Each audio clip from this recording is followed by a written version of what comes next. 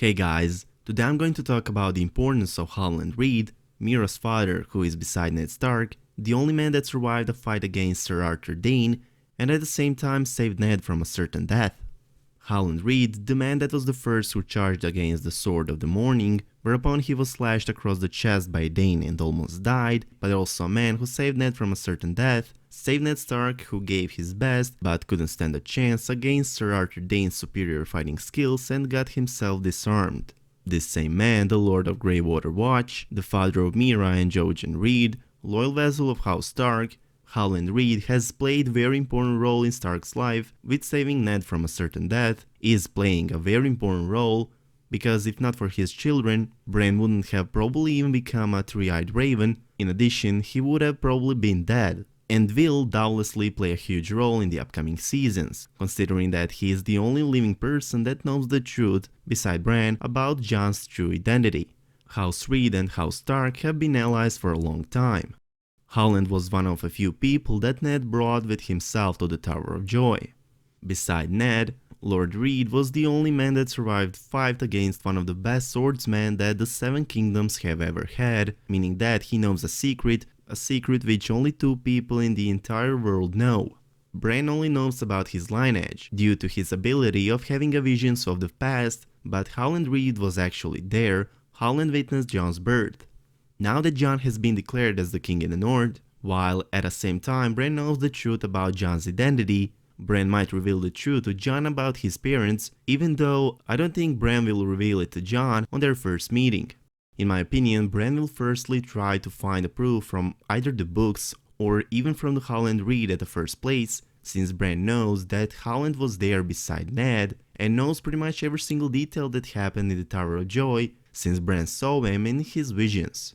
Even if Bran wouldn't decide to find a proof from either Howland Reed or from the books, even if he would decide to reveal the truth to Jon without any hard proofs, in that case, the proofs are still of the greatest need, since Jon with his inner voice won't be able to rule over the kingdom, while his own people don't know the truth. Jon will want to reveal his true identity, even if that would lead him losing his title as the king, which I truly doubt, but to reveal the truth, he needs some kind of proof, and that might be the moment in which Howland is going to appear. Not only that I'm expecting from showrunners to bring Howland Reed in the show, but I'm also expecting from showrunners to bring a few explanations along with Howland. For an example, what was Howland doing this whole time while his son died for Ned's son and while his daughter would still be on the wall protecting Bran? House Reed has a long history with the Starks. They were always loyal to their sworn house, while Lord Howland Reed also fought in Robert's rebellion alongside Eddard Stark.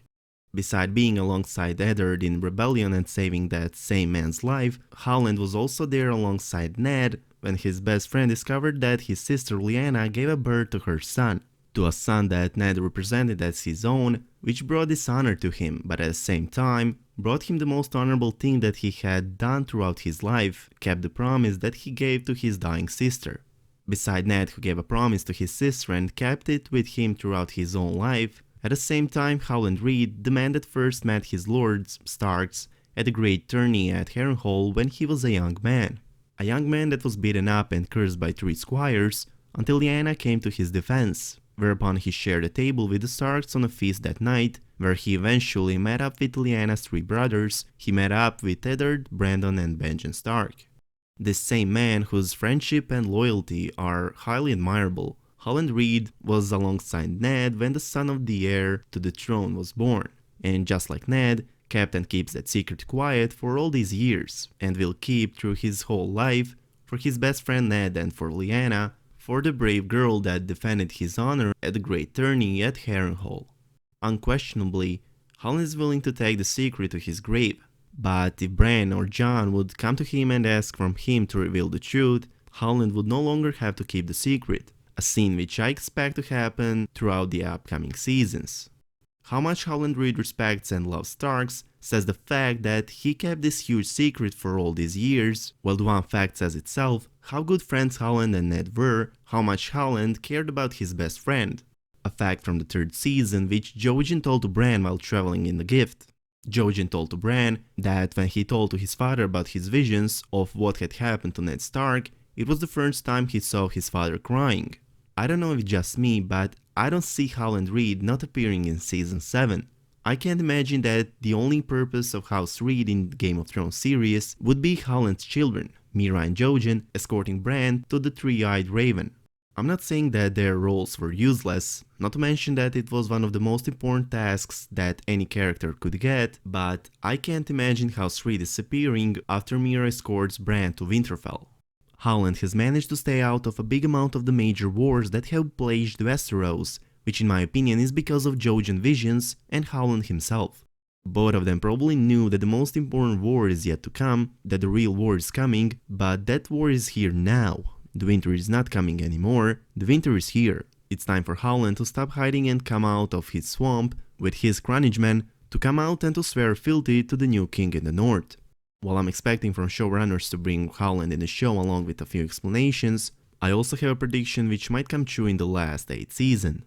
I have a prediction that the major battle between the living and the dead will take place in the bog-filled lands of the Neck due to it being a strategic choke point which is ruled over by House Reed.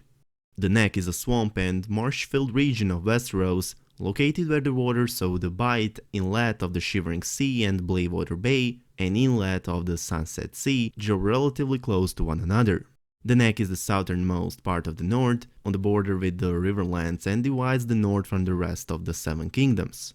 At this point, the swamps are overgrown and flooded. To the east and west, that large armies can only pass north or south by following the path of the King's Road. Among all of these advantages of the Neck being the best place for the living side to set defense on, there is one fact which could be their biggest advantage if they would know how to use it perfectly. It's a fact that the Neck presents a formidable tactical obstacle to anyone planning to invade it and was of the most importance in holding off the Andals during their invasion of Westeros 6,000 years ago. While it was effective in stopping the armies which contained only men, it was not effective against dragons, which led King Torrhen Stark, the last king in the north, to his decision to bend the knee to Aegon the Conqueror. It's also important to highlight a fact that the Neck is considered the key to any assault on the north.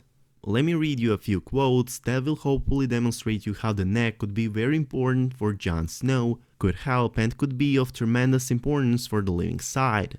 Let's start with Eddard Stark's conversation with Catelyn Stark, in which Ned told to her that 200 determined archers can hold a Neck against an army. Let's also mention that Balon Greyjoy said, "The Neck is the key to the kingdom," and the last quote that I'm going to mention is Mira Reed's few sentences. "Our land protects its own. An outsider will find in the Neck an endless morass of suckholes, quicksands, and green grass that looks solid to the unwary eye, but turns in water the instant you tread it." Hopefully these few quotes demonstrate you the huge potential that the Neck possess and could be big, if not the biggest advantage of the living side, of course after Dany's dragons and wildfire. After I brought you the importance of Howland Reed and region that Howland rules over, now I'm going to discuss one of a theory that is floating around, a theory in which Lyanna gave a birth to twins, to Jon Snow and Mira Reed, a theory in which Howland is not only keeping a secret, but also raised the daughter of Lyanna. Game of Thrones fans kind of started approving this theory at a moment in which Ellie Kendrick, the actress that plays Mira, had an interview with the Huffington Post and replied on a question that included this theory, with, "I don't know. We've still really never seen where Jojen and Mira have come from. We know a little tiny about her father. We don't know anything about her mother really, so yeah, I'm excited to find out who her parents are and what situation is." Her response is more than confusing, since she firstly said that they know a little bit about her father, while we don't know anything about her mother, only to say at the end that she's excited to find out who her parents are. I mean, didn't she just say and kind of confirm that Howland is not her father? Well, maybe.